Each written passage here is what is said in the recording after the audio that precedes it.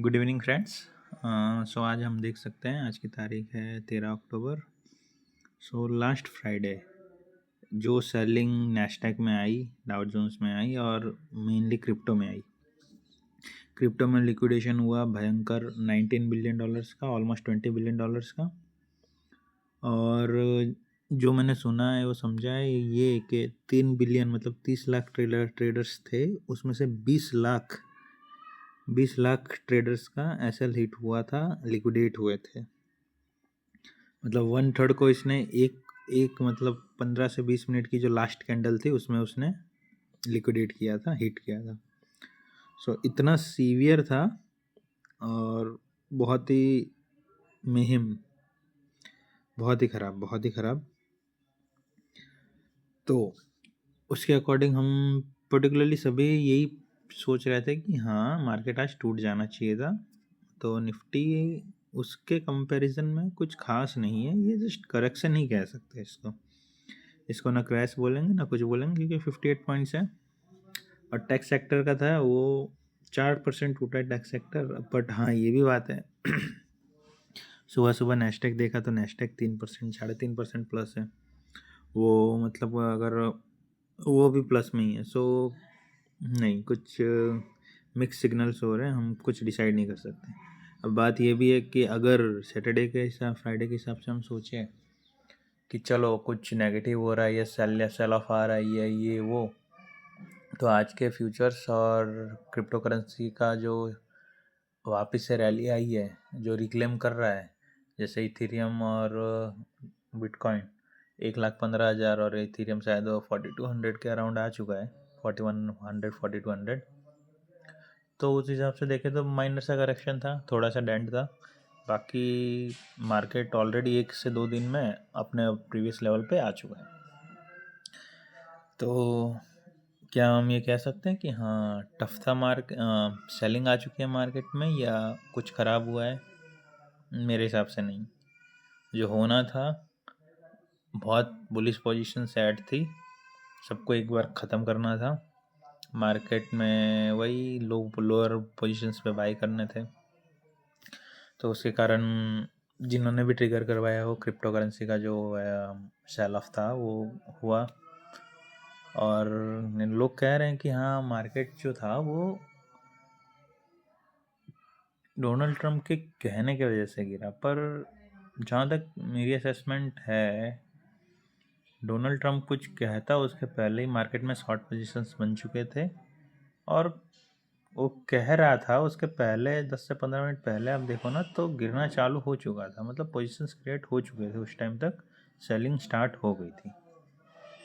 बस उसने बोला, ट्रिगर हुआ पोजीशंस, फटाक से वन साइडेड हुआ, क्योंकि सारे बुलिश थे ऑलमोस्ट। अब देखो पिछले, जैसे इंडियन मार्केट्स में ही देखो आप, जैसे हम ये एक चार्ट देखते हैं कि डेली चार्ट में हम देखें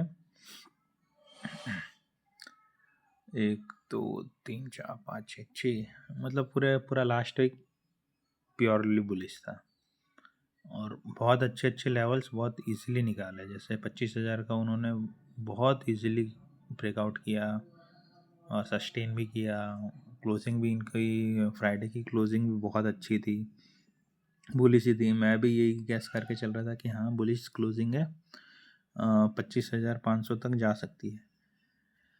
तो पर बाहर का इंटरनेशनल फैक्टर ऐड हुआ और इसके कारण आज थोड़ा गैप डाउन हुआ।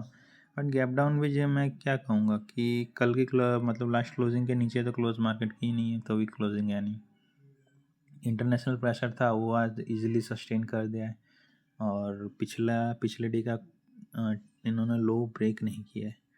तो मैं अभी भी बुलिश रहना प्रेफर करूँगा अंटिल अनलेस कल हमको ये देखना पड़ेगा कि कल मार्केट जो ये लेवल है 25,170, जो आज के लो है या आज का जो नीचे वाला पार्ट है, उसके नीचे ज़्यादा ना जाए। क्योंकि ये 25,170 का लेवल है ना, इसके नीचे मार्केट रहना, सस्टेन नहीं करना चाहिए। इसके ऊपर है then you are good to go for bullish positions. बाकी इसके नीचे बियरिश पोजीशन स्टार्ट हो जाएंगी। क्योंकि ऐसा मार्केट लास्ट टाइम कर चुका है कि जिस दिन सबको आशा रहती है, जैसे आज के दिन थे, आज सबको ऐसा ही था कि गिरेगा क्योंकि मार्केट 4% गिरा है, बट आज कुछ नहीं हुआ। उल्टा लास्ट में इन्होंने कैंडल्स सब देखो तो बाइंग हुई है ऐसा लग रहा है, या फिर इन्होंने अपनी पोजीशंस बनाई है लॉन्ग लॉन्ग सेल ऑफ के लिए, कि अभी भी मार्केट में बहुत शॉर्ट्स हैं, सिस्टम में बहुत शॉर्ट्स हैं, एफपीआई के, एनआरआई के बहुत अभी भी शॉर्ट पोजीशंस हैं, ऐसा नहीं उन्होंने पूरी क्लोज कर दी है। सो बहुत मिक्स सिग्नल्स है, बस ध्यान ये रखना है 25,170 के लेवल के ऊपर है, तब तक आप रिस्क ट्रेड प्ले कर सकते हो। एक छोटा सा रह जाए, छोटा सा लेवल एक ही रहेगा ये 25,220 का, 50 पॉइंट्स का। इसके नीचे आने लगेगा तो फिर आप कॉशियस हो जाना। बाकी ऊपर तो आप अपने पास ऊपर में फर्स्ट रेजिस्टेंस आएगा 25,300 का ही, 25,300 का पहला रेजिस्टेंस आएगा, और फिर जस्ट अ सेकंड, 25,300 का पहला रेजिस्टेंस आएगा, उसके बाद 25,420 के अराउंड, उसके बाद 25,500, हाँ 25,000 वही 400 420 के अराउंड, ये एक लेवल है, इसको क्रॉस करेगा तो डायरेक्ट 25,500 और डायरेक्ट जाएगा ये 25,200 का, तो ये रहेगा। सो कल का लेवल अगर हम देखें, कल के लेवल के लिए आप बस ये जो पॉइंट है